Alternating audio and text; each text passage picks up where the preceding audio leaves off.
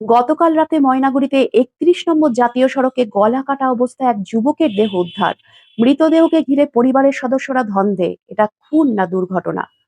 ১৯ August মঙ্গলবার রাতে Maynaguri BDO office সংলগ্ন ৩১ নম্বর জাতীয় সড়কে ময়নাগুড়ি ইন্দিরা মোড় এবং বিডিও অফিসের মাঝ রাস্তায় এক ব্যক্তির গলাকাটা অবস্থায় দেহ পড়ে থাকতে দেখে এলাকার মানুষজন।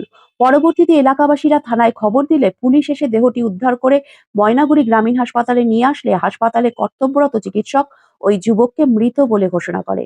মৃত যুবকের নাম নরেশ রায়।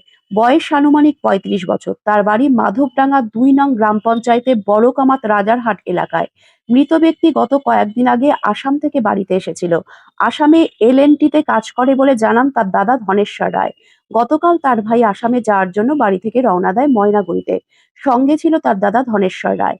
দাদা ধনেশ্বর রায় ময়নাগুড়ি ইন্দিরা মোড়ে আসাম যাওয়ার বাসের টিকিট কেটে দেয় ভাইকে। তিনি বলেন গাড়ির সময় ছিল 6:30। তাই দাদা ধনেশ্বর রায় তাকে ওখানে রেখে বাড়ি চলে যায়। পরবর্তীতে দাদা ধনেশ্বর রায়ের কাছে শেষবারের মতো ফোন করে ভাই নরেশ রায়। দাদা ধনেশ্বরকে বলে ইন্দিরা মোড়ে একটু গন্ডগোল লেগেছে এবং তাকে আসতে বলে। দাদা ধনেশ্বর জানায় ভাই একটু নেশাগ্রস্ত ছিল, আমরা ভেবেছিলাম হয়তো নেশা করে কোনো ঝামেলা হয়েছে। মাঝে মাঝে এরকম ঝামেলা করতো বলে জানান দাদা ধনেশ্বর। তাই তিনি আর ময়নাগুড়ি ইন্দিরা মোড়ে আসেননি। পরবর্তীতে ভাইয়ের এই কথা শোনার পর দাদা ধনেশ্বর ভাইকে ফোন করলে তার সুইচ অফ দেখায়। এমত অবস্থায় রাতে খবর আসে এক ব্যক্তি গলায় ক্ষত অবস্থায় রাস্তায় পড়ে রয়েছে। দাদা ধনেশ্বর এবং পরিবারের অন্যান্য সদস্যরা এসে ভাইকে শনাক্ত করে। ধনেশ্বর রায়ের অভিযোগ, আমার ভাইকে কে বা কারা খুন করেছে বলে তাদের ধারণা। কারণ কোনো গাড়ির সঙ্গে ধাক্কা লাগলে গলা কাটা অবস্থায় ভাইকে পাওয়া যেত না। তারা জানান কোনো গাড়ির সঙ্গে দুর্ঘটনা হলে বিভিন্ন জায়গায় ক্ষত থাকতো বলে তিনি অভিযোগ করেন। মৃত ভাইয়ের ব্যাপারে ধনেশ্বর বাবুকে প্রশ্ন করা হয় ভাই নরেশের সঙ্গে কারোর শত্রুতা বা কোনো কিছু ছিল কিনা। তিনি বলেন প্রেম সংক্রান্ত কোনো একটি বিষয় ছিল বলে তারা জানেন। এখন কি বিষয়ে ঘটনা ঘটলো তা তাদের জানা নেই। এই ব্যাপারে থানায় তারা একটি অভিযোগ দায়ের করবে বলে জানান। পুলিশ ঘটনা তদন্ত শুরু করেছে। মৃতদেহটি ময়নাতদন্তের জন্য বুধবার জলপাইগুড়ি হাসপাতালের মর্গে পাঠানো হবে। ময়নাতদন্তের পর সঠিক ঘটনা জানা যাবে বলে পুলিশ সূত্রে খবর। ধনেশ্বর রায়। বলো, আপনার ভাইয়ের নাম কি যে মারা গেছে? নরেশ রায়। নরেশ রায়। বাড়ি কোথায়? বাড়ি বড় কামাল।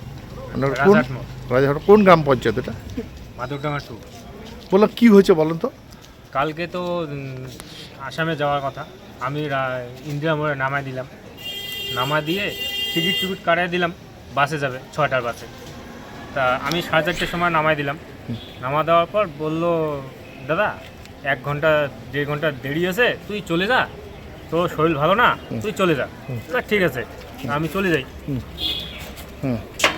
দাদা আমি তো চলে গেলাম। চলে যাওয়ার পর মোটামুটি ধরো 5টা 6টার দিকে একবার ফোন করেছো আমাকে। হ্যাঁ, ফোন করে বলতে যে দাদা তুই আসতে পারবি? কেন রে? 1 ঘন্টার সময় ক্যাচাল লাগবে। আমি তো জানি ও মদ খাইছে মনে হয়। আমি তো মদের ওইখানে যাবো না। ওকে বললাম আমি যাবো না ভাই, তুই মদের ক্যাচাল তুই ওইখানে মিটাই নে তুই চলে যা। তা হচ্ছে তো কাটিয়ে দিলাম ফোন। কিছুক্ষণ পর আধা ঘন্টা পর ফোন করলাম। হ্যাঁ, ফোন তো সুইচ অফ। ফোন তো তাহলে লাস্টে মোটামুটি 9:30টার দিকে আমরা খবর পাইলাম। কোথা থেকে পেলেন? আমাদের পঞ্চায়েতের ওখান থেকে কেছে। আচ্ছা, কি মনে করছেন? এটা তো মনে হচ্ছে খুনেই আছে। খুন?